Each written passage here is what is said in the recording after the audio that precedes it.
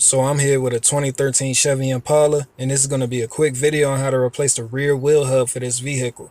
If your bearings are worn on one side, it's recommended you replace the opposite side as well. And even though I'm doing this on the rear passenger side, it's going to be the same process for the rear driver side.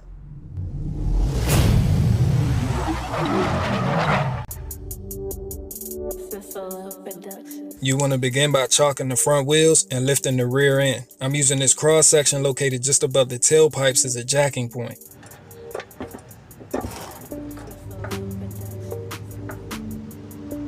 Now that we have both rear tires off the ground, you want to set jack stands on either side. You'll need a 19mm socket to remove the lug nuts. And once you have the tire out of the way, you'll need to remove the two caliper bolts with the 14mm socket.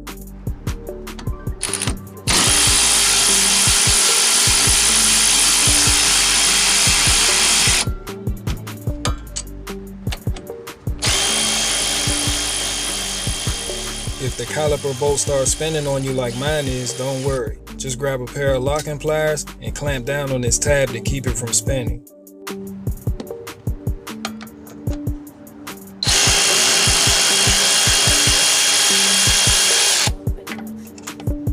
Remove the caliper and set it aside so it's not in your way. Then remove the two caliper bracket bolts using a 13mm socket.